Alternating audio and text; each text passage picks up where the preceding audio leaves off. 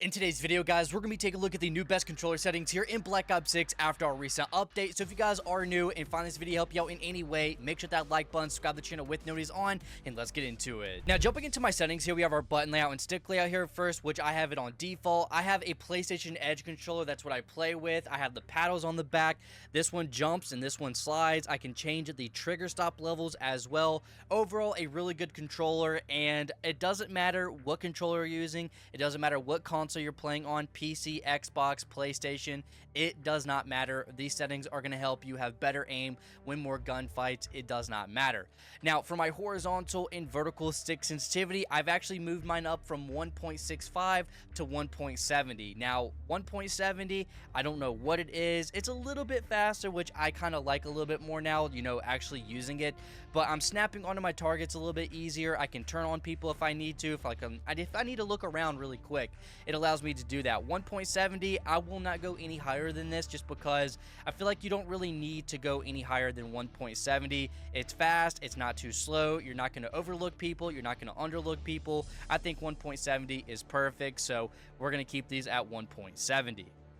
Now, for my controller vibration, I have this off. Like I say in every single settings video, having this off is going to take some time to get used to, maybe an hour, maybe a few games, but you just don't want your controller spazzing. Everything in Call of Duty can cause a vibration. You do not want your aim to be thrown off with your controller going crazy, so make sure to turn this off. If you don't have the time or need help leveling up your weapons or unlocking camos, make sure to go check out Bro Modding. They offer services such as maxing out all your weapons and even unlocking dark matter. They have a 5-star review on Trustpilot for fast, cheap, and reliable services on all platforms, and you can go use code Paradox for 10% off on your next order. Now, for my Deadzone inputs, we have our left stick minimum input at 1. This is going to help our controller be very sensitive when start moving around. Also, our maximum is going to help also registering runs and everything with the Omni movement and everything being important here. You want this at 1 and 60. My right stick minimum input is going to be at 2. You want this sensitive, but you don't want it too sensitive. You do not want your aiming analog stick to be looking around for you or slowly move, so that will throw your aim off a little bit. But 2, as long as you have a nice healthy controller, it's not going to move. It's on the verge of moving by itself, but it's not. But as long as you put a little bit of pressure on it, it will start moving, so it is going to help a little bit in your gunfights with your analog sticks, moving with you. You want them to be moving with you. You do not want any delays, so put this at 2. And the right stick, I kept this at 99 just because if we need to turn around real quick, or if we need to look, super far to the left, super far to the right, that's going to allow us to do that. It's not going to, you just don't want to move this down all the way, or, 60, 70.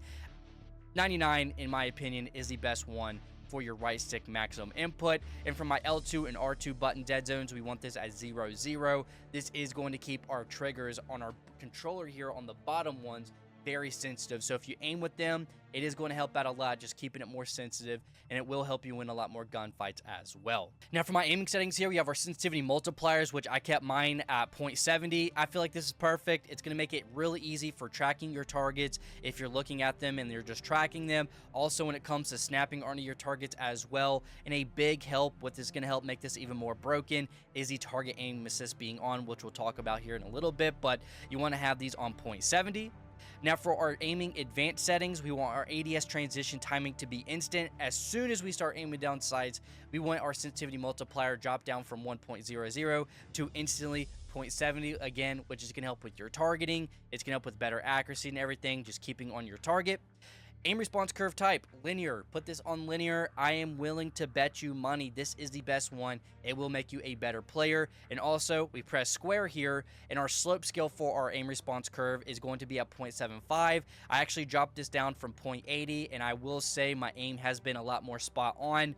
The aim has definitely improved since changing this down to 0.75, and again, put this on linear. Now, we have our target aim assist. Make sure to have this on. I am telling you, this is super important. It does not matter if you're on controller. Do not try to prove that you have good aim without target aim assist. Just keep it on. It makes you 100 times better. It makes me better. It makes pro players better. Pros are using target aim assist on. So, of course, keep this on. I know sometimes during updates and hot fixes, some settings can change. So, make sure you are going through your settings regularly, like after updates every other week. Make sure this isn't off. It will make you a better player, I do promise. If you have this off, that might be one of the huge reasons why you're not being a better player. So have your target aim assist on. Now for my movement settings here, we have our sprint assist. We want to have tactical sprint assist on. Now I have my delay at 0, and I have my sprint assist sideways and backwards on. This is going to allow us to move a little bit easier around the map. Corner slicing, I have this on. I like to talk about this a lot in my settings videos. If you are using corner slicing and you're looking around the corner, on the other person's screen, it does not show you leaning over. It just looks like you're just peeking over a little bit. But I'm telling you, corner slicing can get you some easy free kills. I love corner slicing. I'm glad that's a thing in Call of Duty now. Make sure to have this on. Now for my slide and dive behavior, I have this on tap to dive, and I have my activation delay on medium. You could put this on short if you want to, but I feel like that makes it too sensitive, so I just keep mine at medium. But I like to dive a lot with the Omni movement and everything, but I can still dive if I hold my slide button down. Tap to dive, in my opinion, is the best one, so I like to keep it on the tap to dive. And then for our final thing here, for our movement advanced settings, tactical sprint activation. Now, with the brand new perk Slipstream being in the game, that is my main go-to perk 3 now. You do not use a tactical sprint, so we do not need single tap sprint on. We want single taps run on, so we just have to tap our controller going up once and we start a run. So we do not need to have single tap sprint on. If you do use the single tap sprint, or if you still are using tactical sprint, keep on single tap sprint. If you're using the Slipstream perk as your main go-to perk 3, or if you're just using Slipstream in general, make sure you have single tap run on. That is very important if you're using that perk. Now going over here to my graphics, I have my brightness at 50. I don't change anything there. My echo mood preset is going to be off. We do not want to change this on or anything like that. It does not do nothing important. Now for my quality, we have world motion blur, weapon motion blur, and depth of field off. We do not want our game looking nasty looking. We do not want it looking blurry or anything like that. These three things need to be off. Fidelity cast is going to be on, and we want the strength to be at 70. Do not go anything over 70. We'll make the game start looking too grainy and make it look nasty. 70 makes it nice and sharp looking. Over 70 will make it nasty, all grainy looking. We do not want that. Now for my on-demand texture streaming, I have optimized and my cache size is large. This plays a huge part in better quality on consoles. I have this on, and since then I've had a lot of comments saying that since I'm on console, my quality looks a lot better with it being on console. I should be on PC with the quality that I have. This plays a huge part. I think it's your storage on your PlayStation and also your internet speeds. I do have high internet speeds, and I also have a lot of storage on my consoles, so this does play a huge part with my game looking really nice and clean. Now for my view, I have my field of view at 115.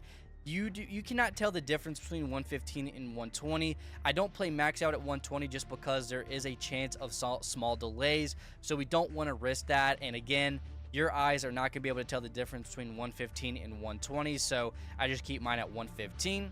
ADS field of view is going to be affected. Weapon field of view is going to be wide. We're going to make our weapon look smaller, and also when we aim down sights, our camera is not going to move in. So if a lot of weapons have a lot of recoil, visual recoil, muzzle flash, it's not going to look as bad compared if you have this on default and independent. If a gun has a lot of visual recoil, muzzle flash, the gun just looks terrible with the other settings. Affected wide makes it a lot easier to use, so definitely go ahead and copy those down. Now for my first person camera movement, I only play first person game modes, just that's all I play, first person. So I have this on 50%, so the camera shake isn't going to be that bad, so make sure to have this on 50%. Now for my audio here, we have our dialogue and effects volume only on for our game volume. That is all you need to hear if you're playing Warzone or if you're playing multiplayer. The only thing you need to hear is your gun shooting. That is all you need to hear. Dialogue and effects is the only thing that I have on here. For my audio mix, I have it on the headphone bass boost. This makes my guns louder, and it makes the footsteps louder. Footsteps are very quiet in this game, so you definitely want to be able to hear them if you're playing Search and Destroy, if you play competitive, and just in general. Sometimes people are running around. You're kind of in a spot that's pretty quiet. You're going to be able to hear footsteps a lot more clear above you, beside you, underneath you. Just in general, you're hearing everything a little bit louder. And then the only thing else I want you to change, if you guys want to change it, if you want the classic hit marker sound from Black Ops 4, put this on classic. And then going into our interface settings, the only thing that we need to change is going to be our gameplay HUD. The safe area, you want this as small in the middle of the screen as possible. You want all the action to be in the center of your screen. This is going to help out a lot, so you do not have to move your head to see the mini map, down to see your ammo count or anything. You want to make this as small as possible. Now for my minimap shape, I have it at square. Like I always say, I've been saying, since you could change the minimap shape, you see more of a square than you do a circle. So make sure to have that as your minimap. I have the rotation of the minimap on. Radar is off. The compass type is horizontal, so it's on the top of the screen. So if people would be using counter UAVs, jammers, if they still shoot on the minimap, you can't see it on the minimap, but you see it on the compass. So you still know where people are. For my full names, we have the player names as full names. This does help out a lot. Sometimes you can see through walls, doors, smoke screens, and everything. This does help out a lot for some easy free kills sometimes. It's only in certain spots in the game that you can see through doors, you can see through walls, or even in grass if someone's laying down. This does help out a lot, seeing more people. And then for our final thing here, crosshairs. This is going to help out with your centering. Make sure you have your crosshairs on. The center dot we want to have on. This is going to help out with your centering. It shows you the center of your screen. We have our center dot scale on largest so we can see the dot.